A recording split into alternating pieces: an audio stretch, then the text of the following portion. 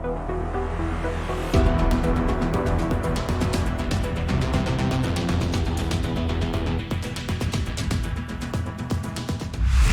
morning, agents, and welcome to another daily episode of Targeted Loot Today, your daily farming guide for Friday, February 5th. In this series, we cover a lot. We got the Targeted Loot map, Dark Zone exclusives, highlights for the weekly vendor resets, and build and farming suggestions as well.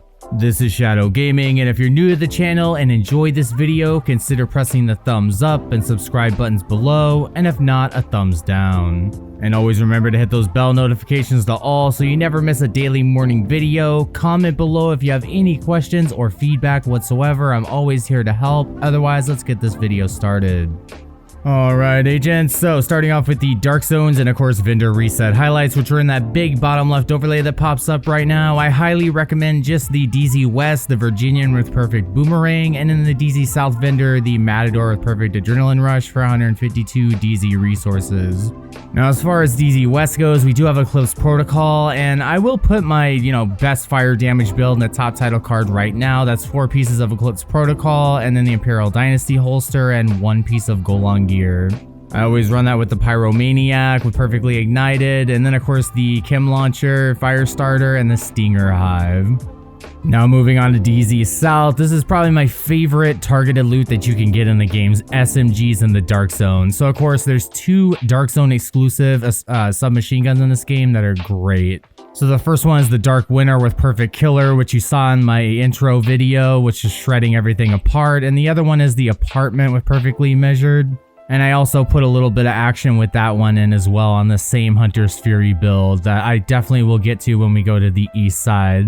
I highly recommend farming for both of these, and if you have any trouble, just comment below. I'll tell you how to switch servers, or of course you could join my Discord or my clan Shadow Crew on all platforms. We could try to get you some help getting the Dark Winter in the Apartment today.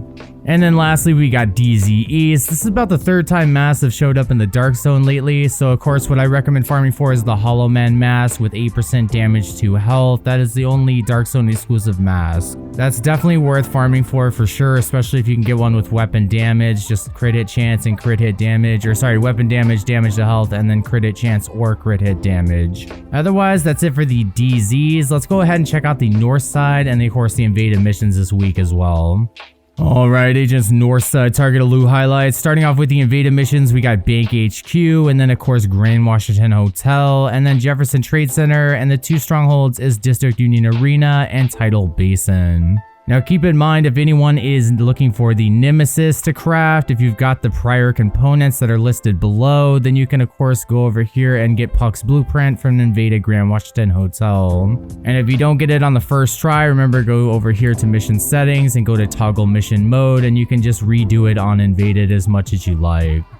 Now back to the north side, 511 Tactical at Camp White Oak for any of you shield build users out there usually, and pistol targeted loot at Coney Island Ballpark is great and all, but keep in mind that the really good pistols like the Orbit with Perfect Finisher and the TDI card custom pistol that gives you an additional skill tier are Dark Zone exclusives, so you cannot farm for them pistol targeted loot just anywhere. But what I do recommend is Badger Tough at Coney Island Amusement Park. You could farm the 0F's chest piece with Perfect Unbreakable, and that's going to grant you 100% back of your armor if it breaks, and that cooldown is 55 seconds. I have a really great build that I use the Apartment with on that. It's called the Shredder build, and if I have enough cards, I'll put it in the top card as well.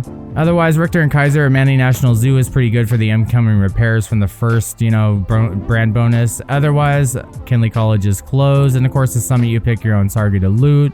So let's go ahead and check out what we got on the west side of Washington DC now.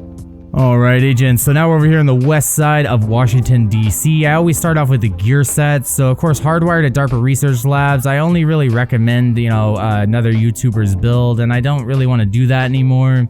So I just post it in the pinned comment below usually if hardwired's on the map. Next up, we got Foundry Bulwark over here at Lincoln Memorial. So keep in mind that the chest and backpack are Iron Horse raid exclusive, so you cannot farm for them in the Dark Zone or anywhere outside of Operation Iron Horse from the normal difficulty. But no worries, what I would do is put an Emperor's Guard knee pad with 1% armor regen on, and then of course a piece or two of Bellstone Armory. Just stack armor regen and you'll be good. No need for the chest and backpack. Next up in Constitutional Hall, we got Aces and Eights. Now, this is a great headshot gear set, and you really only need 3 pieces, right? So what I do is I put 3 pieces of Aces and Eights on, and then 2 pieces of Arelda Holding, one being a backpack with Vigilance or Composure. I prefer Vigilance, and then the Chainkiller chest piece with Perfect Headhunter. I always run the Mantis as my primary, and Akim's Long Stick with Perfect Ranger as my secondary weapon, and you will be getting 20 million a headshot or over. And last but not least, we got Strikers at Federal Emergency Bunker for gear sets. I only ever recommend running 3 pieces, never run 4, or the chest and backpack either. This is just 3 pieces for increased rate of fire and weapon handling on your Merciless to calm it down, or an LMG build. Moving on to normal targeted loot, we got Walker Harrison Co. at the Pentagon today. If you guys want to farm for that Chainkiller chest piece with Perfect Headhunter, remember that deals 150% of your last killing blow straight to the head, and it's just a ton of damage. Next up, we got Petrov at West Potomac Park. Now you can farm the Contractor's Gloves with 8% damage to armor, and those are still best in slot pretty much in any case where you're running an LMG build. And speaking of old best in slot ones, we still got another one that's Overlord at DCDHQ. You can farm the Fox's Prayer knee pads with 8% damage to targets out of cover. That's multiplicative damage, the best type of damage in this game. Now, of course, you pair that with 10% damage to targets out of cover on your weapon, and you're really shredding through stuff. It's just better than crit hit damage, actually. And remember, just because it gives you 10% rifle damage from one piece Overlord, that does not matter. It's just negated by the fact that 8% damage to targets out of cover is that good. Next up, in Foggy Bottom, we got Hana Yu. You can farm the Force Multiplier backpack with Perfect Combined Arms, giving you 30% skill damage every 3 seconds you land a shot on an NPC. So this is going to require you to fire your weapon a lot, the Harmony or the Capacitor. And the only really alternative is to run tech support on a Hana Yu bag, or you can farm Bank HQ today at Alp Summit. You can farm for the Percussive Maintenance with perfect tech support on it. But honestly, I don't really recommend it because it's on the wrong brand set. It's just going to give you like the first piece, which is, I believe, repair skills. Next up, we got MMRs at Roosevelt Island. Now, of course, you could just straight up farm for the Mantis exotic. The other exotic MMR, the Nemesis, is still a quest-only exotic. So what I always say is always let your teammates know what you're farming for and vice versa. It's just good practice to do in this game no matter what. We're all looking for our loot, right? So if somebody like myself has the Nemesis already and is farming MM targeted loot with you and it drops for me, I am more than happy to share it with you if you just let me know you need it. Next up, we got Bellstone Armory at Potomac Event Center. Now, of course, you can farm the Everyday Carrier with Perfectly Efficient. That's the named chest piece that drops in the light zone. I really don't use this, and if anyone in the comment section does, please let me know if it's useful or what build you use it on. Otherwise, the Liquid Engineer with Perfect Bloodsucker backpack is a Darkstone exclusive. The last couple we got is holsters over here at Downtown West. Now, of course, you could farm the 3 holsters. So you got the Waveform, which unlocks at Season 4, level 90, or you could just farm holster targeted loot. And then, of course, the Imperial Dynasty holster and the Dodge City holster. I really recommend all 3, to be honest. Just the Imperial Dynasties for skill damage and status effects. And then the Waveform is great for skill damage, alternating between your left and right skill. And the Dodge City is great for pistol builds and headshot damage builds. Otherwise, you could of course farm for the Forge holster, which grants you 50% extra shield health. That's an equivalent to a whole extra skill tier worth of shield health, so it's definitely a viable option over Claws Out if you want to.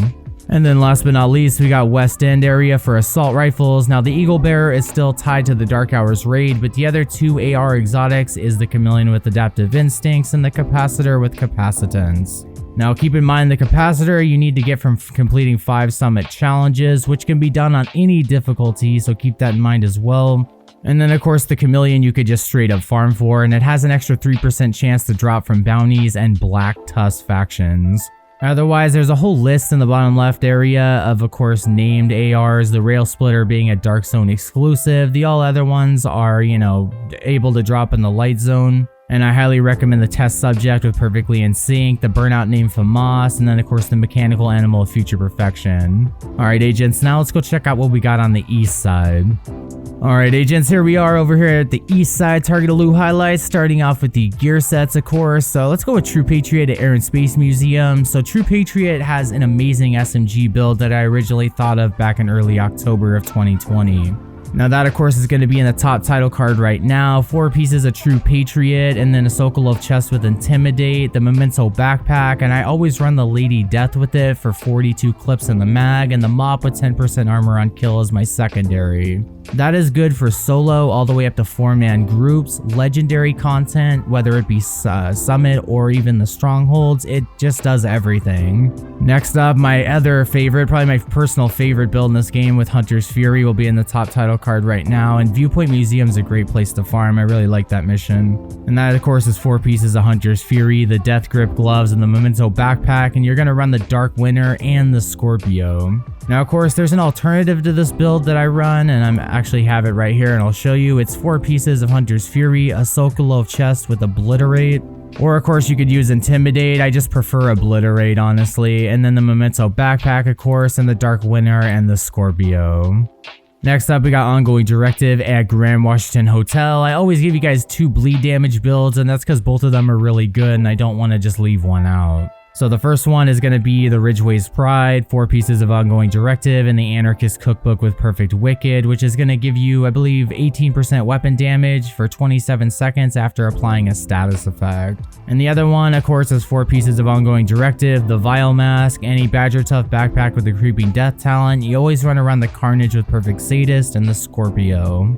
Next up, we got Rigor at District Union Arena. This is great for instant skill cooldowns, and of course, it gives you skill damage when you get your skill cooldowns or change targets on your turret and drone or whatever else. And I really believe the chest is worth running. It increases your buff, I believe, by 15 or 20% more, so that's definitely worth running for sure. And then the last 2 gear sets we got is Future Initiative at Capitol Building Stronghold. Of course, you could run this on Legendary if you prefer, trying to get the best rolls possible. But really, it's a gear set, I wouldn't mind. Keep in mind though that the chest and backpack are Iron Horse Raid exclusive, just like Foundry Bulwark. But really, you don't necessarily need it. What I recommend in lieu of that, it would be an Alp Summit chest piece with Empathetic Resolve and a Murakami, Richter, and Kaiser bag with Safeguard on it. That's a great non-raid exclusive healer build. And then of course, last but not least, we got Negotiator's Dilemma at American History Museum. I will put my favorite double LMG build in the top title card right now. That's 4 pieces of Negotiator's Dilemma and the Coyote's Mask. And then you could run Grupo Sombro gloves if you want to run, you know, ARs or SMGs. But what I do is run the Contractor's gloves, and then of course I run the Pestilence or the Bullet King. It's great DPS build, and it does a lot of crowd control just like Negotiator's Dilemma does, especially with LMGs since you could be a little bit further away. For normal target loot, we got Empress at Space Administration HQ. I will definitely put my favorite turret and drone build in the top title card right now. And of course, I am really working on more build videos, especially the most requested one is the Memento skill build probably. That'll probably be in my best of skill builds, you know, series. I'm doing a best of DPS, best of skill builds, all that stuff series, and that'll be coming out next week. Otherwise, that turret and drone build is 3 pieces of Empress, 2 pieces of Hana Yu and the Waveform holster, and Kinetic Momentum on the chest piece, and the Force Multiplier backpack. And you always want to run the Capacitor as your primary, and then have the Harmony with Perfectly in Sync as your secondary, but you're really always going to be using your Capacitor. And then of course you can also farm for Caesar's Guard with Perfectly Skilled, and then the Battery Pack with Perfectly Calculated. Those are 2 named items that drop in the LZ that are Empress. Next up, we got Douglas and Harding over here at Southwest. You can farm the Punch Drunk Mask with 20% headshot damage baked into it. Highly recommended for any all high-end headshot damage build where you're not using that 3 or 4 piece aces and 8s. And then of course we got chest pieces at East Mall. I love having all these 4 control points back to back. You could farm the 2 exotic chests in this game, the Tardigrade, which is great for support for you and your team, and you could just straight up farm for. It's a True Sons faction, you know, exotic. And then of course you can also farm the Ridgeway's Pride, but you had to have completed the project already, so really you could re-farm it. Otherwise, if an agent is kind enough to share it with you, I believe from what my subscribers have told me, it completes the project. And then of course we got Murakami at Jefferson Trade Center. I always recommend this if you're running a 3-piece Empress like Memento, turret, and drone build. You want 1 piece of Murakami or an improvised holster with a lot of skill duration on it, so your turret and drone are basically up forever. And then of course the last recommendation I have for you guys today is in the downtown east area, Providence Defense. Now you can of course farm for the Sacrifice chest piece with Perfect Glass Cannon. And that's going to amplify all damage you deal by 30%, but also amplify all incoming damage by 60%. That's multiplicative damage for and against you. It's a huge risk reward factor. You know, it makes you shred like paper, but it also shreds other agents like paper or NPCs. It's basically a death sentence in the DZ, and I highly prefer Intimidate or Obliterate over it. And that's going to be it for the east side. Let's go check out now what we got in New York City. Alright agents, we're over here at New York City. Targeted loot highlights last, and tip of the spear I always, just skip. It's just increases specialization weapon damage. So let's go with gloves at Liberty Island. You could of course farm the BTSU data gloves, which grants overcharge to you and any other ally at skill tier 6. And of course you could also farm the contractor's gloves here with that 8% damage to armor, but I highly recommend farming Petrov over that. Always remember, farm the brand over the type, it yields better results. And then of course we've got backpacks over here at Stranded Tanker. So anyone that ever asked me, hey, how can you farm the memento? This is how. You farm backpack targeted loot. And that of course comes with the kill confirm talent, and you can also farm for the Acosta's go bag with one in the hand, which does grant overcharge among many other things, and is great for a skill damage build and a healer build as well. Next up we got knee pads over here at Wall Street. So you got two exotics, the Sawyers and Ninja Bike Messenger knee pads, and both of them are completely on the opposite spectrums of what they do.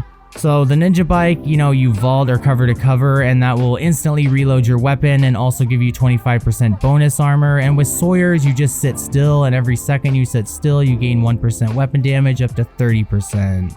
And of course you could farm Fox's Prayer knee pads here, but like I said earlier, farm Overlord, it yields better results. And really that's all I recommend. If you guys need Grupo Sombra, Wyvern, Eligard, or Suska, you know where it is. That's really all I recommend for the New York City area. It's just pretty short and sweet and to the point.